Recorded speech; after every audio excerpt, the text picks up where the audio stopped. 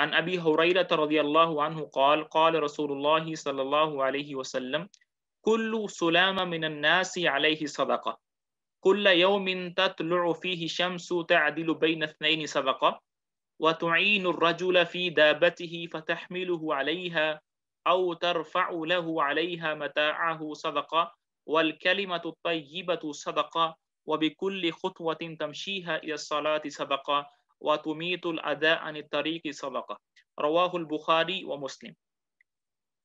حدیث کو روایت کرنے والے جو صحابی ہیں وہ حضرت ابو ہریرہ رضی اللہ تعالی عنہ ہیں، اور حضرت ابو ہریرہ رضی اللہ تعالیٰ عنہ کا تعارف جو ہے وہ ہم کر چکے ہیں حدیث میں۔ وہ فرماتے ہیں قال قال رسول اللہ صلی اللہ علیہ وسلم کہ آپ صلی اللہ علیہ وسلم نے ارشاد فرمایا کل سلامہ، سلامہ جو ہے وہ کہتے ہیں ہمارے جسم کے اندر جو ہڈیوں کا جوڑ ہوتا ہے، جوائنٹس جو ہوتے ہیں، اس کو سلامہ کہتے ہیں۔ تو آپ صلی اللہ علیہ وسلم ارشاد فرما رہے ہیں کل سلامہ کہ ہر جوڑ، آدمی کے جسم کے ہر جوڑ پر صدقہ ہے، یعنی جتنے انسان کے جسم کے اندر جوڑ ہیں ہر جوڑ پر ایک کیا ہے، صدقہ واجب ہے۔ تو یعنی کتنے صدقہ واجب ہو جائیں گے؟ یعنی ایک 360 جو ہے نا وہ اس پہ صدقے، ایک دن میں 360 جو ہیں وہ صدقے جو ہیں واجب ہو جائیں گے، اور ایک ہفتے میں 2520 صدقے واجب ہوتے ہیں۔ کلو سلامہ من الناس علیہ صدقہ، کہ آدمی کے ہر جوڑ کے برابر اس پر صدقہ واجب ہوتا ہے۔ پھر آپ صلی اللہ علیہ وسلم جو ہیں وہ آگے اس صدقے کو ادا کرنے کی کچھ طریقے بتا رہے ہیں۔ فرمایا کل یومن، ہر دن، تطلع فیہ شمس، جس کے اندر سورج طلوع ہوتا ہے، تعدل بین اثنین، کہ اگر تم دو آدمیوں کے درمیان عدل کر دو، صدقہ، تو یہ صدقہ شمار ہوگا۔ وَتُعِینُ الرَّجُلَ فی دابتہ، اور تم مدد کر دو کسی آدمی کی، کس طرح مدد کر دو کہ وہ آدمی جو ہے وہ اپنی سواری پر سوار ہونا چاہتا ہے تو تم سوار ہونے میں اس کی مدد کر دو، یعنی اس کا ہاتھ پکڑ لو یا اس کی ٹانگوں سے اس کو اوپر، جانور کے اوپر بٹھا دو، اس کی کسی نہ کسی طریقے پہ مدد کر دو تاکہ وہ جانور کے اوپر یا سواری میں سوار ہو سکے، تو یہ بھی صدقہ ہے۔ او ترفع له علیہ متاعہ، یا پھر کیا کرو کہ سامان باندھنے میں، مثال کے طور پر کوئی آدمی ہے وہ سفر پر جا رہا ہے تو وہ اپنے کچھ پیکنگ کر رہا ہے یا گاڑی کے اندر سامان رکھ رہا ہے یا اونٹ پر سامان رکھ رہا ہے، تو تم سامان رکھوانے میں اس کی مدد کر دو، باندھنے میں اس کی مدد کر دو، یہ بھی صدقہ ہے۔ والکلمۃ الطیبہ، اور اچھی بات کہنا صدقہ، یہ بھی صدقہ ہے۔ وبکل خطوتین، اور ہر وہ قدم، تمشیہا، جو تم چلتے ہو، الی الصلاۃ، نماز کی طرف، صدقہ ہے۔ وتمیت الاذی، اور تم تکلیف دینے والی چیز کو جب تم ہٹاتے ہو عن الطریق، راستے سے، صدقہ، تو یہ کیا ہے؟ صدقہ ہے۔ تو آپ صلی اللہ علیہ وسلم نے ارشاد فرمایا کہ آدمی کے جسم میں جتنے جوڑ ہیں ہر جوڑ پر ہر روز ایک صدقہ واجب ہوتا ہے، اور کل یوم تطلع فیہ شمس، اور اگر تم ہر دن میں تعدل بین اثنین، دو آدمیوں کے درمیان عدل کر دو تو کیا ہے؟ صدقہ ہے۔ اب اس میں دیکھیں عدل کرنا کس طرح؟ عدل کرنا دو طریقوں سے ہو سکتا ہے، یا تو آپ دو آدمیوں کے درمیان مساوات کر دیں، اس کو بھی آدھا حق دے دیا، اس کو بھی آدھا حق دے دیا، دونوں کو راضی کر دیا، تو یہ بھی صدقہ ہے۔ یا آپ کو پتا ہے کہ کس کا حق ہے کس کا حق نہیں ہے، تو حق والے کو اس کا حق دے دیا، یعنی کہ حکم کر دیا، عدل کر دیا، تو یہ بھی کیا ہے؟ صدقہ ہے۔ اسی طرح آدمی کو اس کی سواری پر سوار کروانا، یہ بھی کیا ہے؟ صدقہ ہے۔ اور پھر فرمایا والکلمۃ الطیبہ صدقہ، کہ اچھی بات کہنا صدقہ ہے۔ اب اچھی بات کیا ہے؟ اچھی بات جو ہے وہ دو طریقوں پر ہو سکتی ہے۔ ایک اچھی بات وہ ہے جو اللہ تعالیٰ کے حق میں ہے۔ اللہ تعالیٰ کے حق میں اچھی بات کہنا کیا ہے؟ اللہ کا ذکر کرنا، سبحان اللہ، الحمدللہ، لا الہ الا اللہ، اور اسی کی تائید جو ہے وہ پچھلی احادیث جو ہم پڑھ کر آئے ہیں اس سے بھی ہوتی ہے۔ قرآن پاک کا ذکر کرنا، لوگوں کو اللہ کی طرف بلانا، اللہ کی بڑائی سنانا، اللہ کی قدرت سنانا، یہ کیا ہے؟ یہ اللہ کے حق میں اچھی بات کہنا ہے، تو یہ بھی صدقہ ہے۔ یا اچھی بات سے مراد لوگوں کے حق میں اچھی بات کہنا ہے، لوگوں کے ساتھ اچھے اخلاق سے پیش آنا، ان کی دلجوئی کرنا، اس طرح کے جتنے بھی اچھے اخلاق ہیں یہ بھی کیا ہے؟ پاکیزہ بات ہے، یہ بھی صدقہ ہے۔ اور ہر وہ قدم جو مسجد کی طرف چلا جائے، چاہے وہ مسجد دور ہو مسجد قریب ہو، جب آدمی جو ہے گھر سے وضو کر کر مسجد کی طرف نکلتا ہے تو اس کے ہر قدم پر گناہ معاف ہوتے ہیں، بلکہ ہر قدم پر اس کے کیا ہوتے ہیں؟ درجات بھی بلند ہوتے ہیں۔ اسی طرح جو راستے سے تکلیف دہ چیز ہے، پتھر کو ہٹانا، کوئی اگر گند وغیرہ پڑا ہوا ہے جسے بدبو آ رہی ہے لوگوں کو، وہ ہٹانا، کوئی تکلیف دہ چیز ہے، کانچ ہے، بوتل وغیرہ، گند وغیرہ پڑا ہوا ہے، وہ ہٹانا، یہ بھی کیا ہے؟ صدقہ ہے۔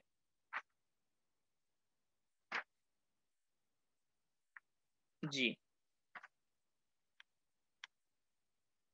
اگلی جو ہماری حدیث ہے وہ میں اس کو صاف کر لوں، وہ حدیث 27 ہے۔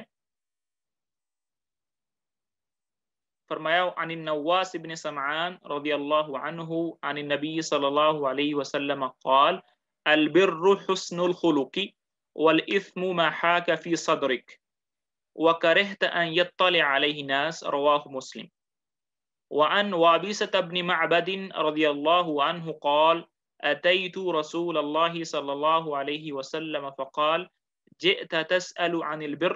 قلت نعم، فقال استفت قلبك، البر ما اطمأنت إليه نفس واطمأن إليه القلب، والإثم ما حاك في نفسك وتردد في الصدر، وإن أفتاك الناس أفتوك، حديث حسن رويناه في مسندي الإمامين أحمد بن حنبل والدارمي بإسناد حسن۔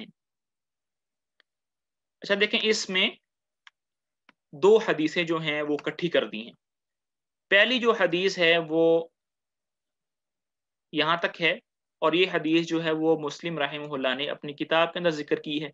دوسری حدیث جو ہے وہ یہاں سے شروع ہو رہی ہے اور یہاں تک ہے، اور یہ جو حدیث ہے وہ مسند امام احمد کے اندر بھی ذکر ہے، اور مسند الدارمی کی ایک حدیث کی اور کتاب ہے اس کے اندر بھی ذکر ہے۔ دونوں احادیث کو ایک ہی جگہ پر ذکر کیوں کیا؟ کیونکہ دونوں کا جو مضمون ہے، سبجیکٹ ہے، وہ ملتا جلتا ہے۔ تو فرمایا کہ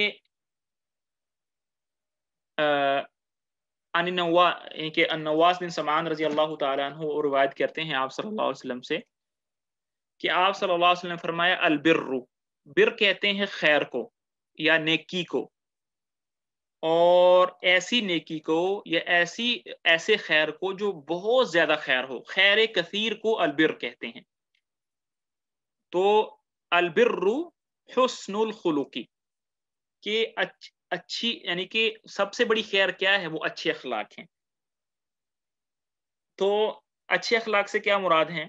اچھے اخلاق سے مراد دو طرح کے اخلاق ہو سکتے ہیں۔ وہ اخلاق جو اللہ تعالیٰ کی نسبت کے ساتھ ہوں، اور وہ اخلاق جو لوگوں کی نسبت کے متعلق ہوں۔ اللہ تعالیٰ کی نسبت کے متعلق اچھے اخلاق کیا ہو سکتے ہیں؟ کہ اپنے آپ کو یعنی خوش رکھنا اللہ تعالیٰ کے احکامات پر، راضی رکھنا کہ اللہ تعالیٰ نے 5 وقت کی نماز فرض کی ہے، رمضان کے روزے رکھے ہیں، صاحب نصاب پر زکوٰۃ اور حج رکھا ہے۔ ان احکامات کو بڑے ہی شرح صدر کے ساتھ اور کھلے دل کے ساتھ قبول کرنا اور انبساط کے ساتھ لینا، یہ اچھے اخلاق ہیں۔ پھر اسی کے ساتھ ساتھ اللہ تعالیٰ نے جو ہماری قسمت میں، ہماری تقدیر میں جو واقعات لکھ دیے ہیں، خوشی ہے یا غمی ہے یا مصائب ہیں، اگر وہ پہنچ جائیں تو ان پر صبر کرنا اور یہی کہنا کہ یہ میرے اللہ کی مرضی ہے، اور ان کو ہنسی خوشی لینا، یہ اللہ تعالیٰ کی ذات کے متعلق اچھے اخلاق ہیں۔ اور لوگوں کے متعلق اچھے اخلاق کیا ہیں؟ وہ ہم نے ایک پہلی حدیث میں پڑھا تھا کہ اگر ہم 3 باتیں اپنے اندر اکٹھی کر لیں گے تو کیا ہو جائے گا؟ اچھے اخلاق پورے ہو جائیں گے۔ پہلی بات ہی بذل الندى، کہ لوگوں پر خرچ کرنا، لوگوں کو دینا، لوگوں کو عطا کرنا۔ اب اس کے اندر مال بھی ہو سکتا ہے کہ اگر آپ صاحب مال ہیں تو لوگوں کی مال کے ساتھ مدد کرنا، لیکن اگر مال نہیں ہے، اللہ تعالیٰ نے آپ کو کوئی اسکل دی ہے، اللہ تعالیٰ نے آپ کو کوئی مہارت دی ہے، اس مہارت کے ذریعے، اس اسکل کے ذریعے لوگوں کی مدد کرنا، لوگوں کو سکھانا۔ اس کے علاوہ اگر اللہ تعالیٰ نے آپ کو کوئی منصب دیا ہے، کوئی عہدہ دیا ہے، تو جائز طریقے سے لوگوں کی اس عہدے سے اور اس منصب کے ذریعے سے مدد کرنا، یعنی جو بھی چیز اللہ نے دی ہے، مال دیا ہے، کوئی سکل دی ہے، کوئی عہدہ دیا ہے، لوگوں کی اس کے ذریعے مدد کرنا، یہ ہے اچھے اخلاق کی پہلی سیڑھی۔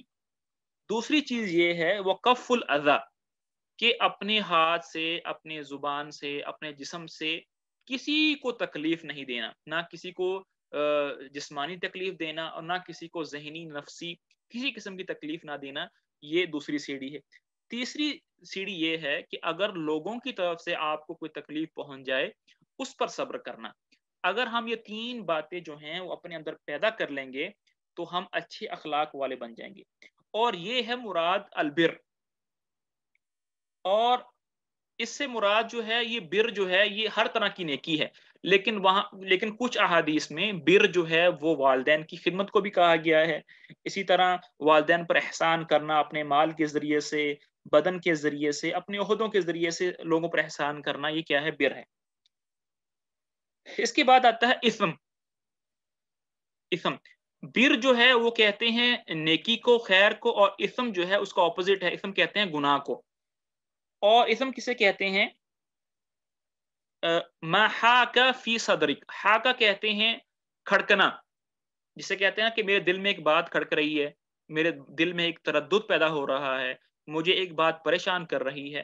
اور گناہ وہ ہے ما حاک فی صدرک، کہ جو تمہارے دل کے اندر تڑپ پیدا کرے، تمہیں پریشانی کے اندر ڈال دے، تمہیں ایک طرح کی تذبذب کے اندر ڈال دے، یہ کیا ہے؟ یہ برائی ہے۔